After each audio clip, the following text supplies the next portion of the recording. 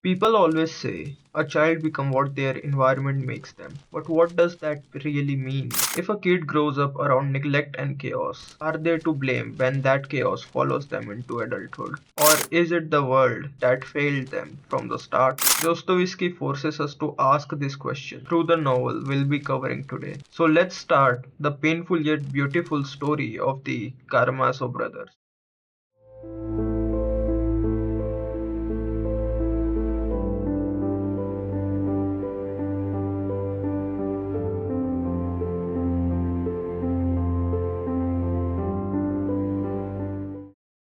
The story begins with the brutal murder of Fyodor Pavlovich Karamazov. Right from the start, the author makes it clear that Fyodor Pavlovich was an eccentric man, meaning someone who behaves in a strange, unpredictable, or unusual ways. He was chaotic, careless, and honestly a bit ridiculous, but not stupid. The author calls him middle-headed, meaning he wasn't a fool, just unstable and messy in how he lived.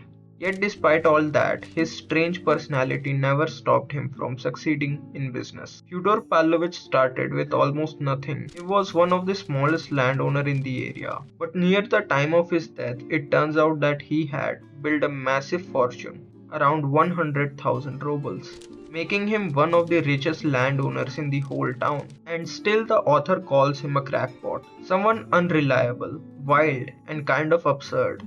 And that's how Fyodor Dostoevsky introduces the father of the Karamazov family, a chaotic rich man whose life and especially his death became the center of the entire story.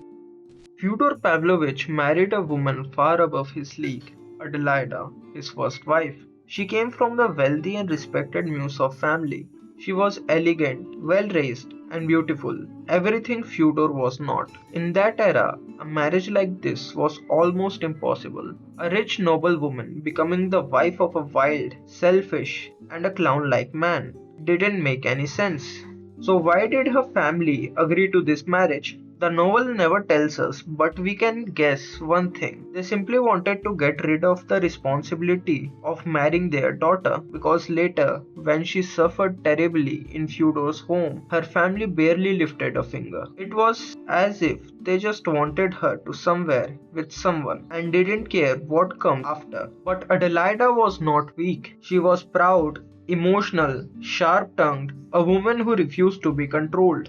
But the moment she married Fyodor, everything collapsed. She brought a large dowry, a big sum of dowry, into the marriage, and that money changed Fyodor's life overnight, but only for the worse. He wasted the entire fortune, every last coin meant for their future, on alcohol, wild gatherings, and other women. Fyodor didn't hide his cheating, he didn't hide his filth, he simply destroyed the wealth her family had trusted him with as if it was nothing. The only thing he couldn't touch was a small estate that legally remained in her name, and when he realized he couldn't steal that last piece, he turned cruel in another way. He abused her, he insulted her, he tried to break her spirit just to force her to give up the estate. Her home becomes a prison, and finally she broke. Adelaida made the desperate choice to run away, not with a rich man, not with someone powerful, but with a poor seminary student. We never learn his name.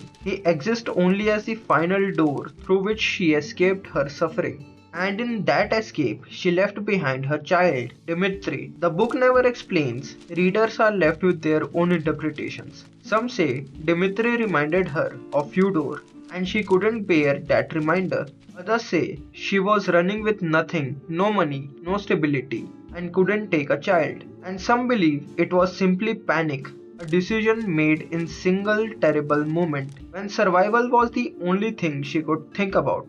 After she vanished, Fyodor suddenly remembered he had a wife. He searched for her everywhere, but he did it loudly, screaming in public, begging strangers for information, making such a scene that the whole town laughed at. He became a joke and didn't even realize it. Finally, he learned she had gone to St. Petersburg. He rushed there, furious, embarrassed, confused. But before he arrived, he received the news that Adelaida had died. An illness took her life in a city far from home, far from her child, far from everything she knew. and Fyodor's reaction was disturbing. When he heard the news, he laughed. He laughed as if he got freed from a burden. But then the laughter cracked and turned into sobbing. Loud, messy, broken sobbing. Because deep inside, even a man as twisted as Fyodor Pavlovich knew the truth. He destroyed her life, he pushed her to run, and he was the reason she died alone. And this is where Adlaida's story ends. A proud woman destroyed, a child left behind, and a husband who never understood what he had done. This is just the beginning of the Karamazov tragedy. And that's it for today's video.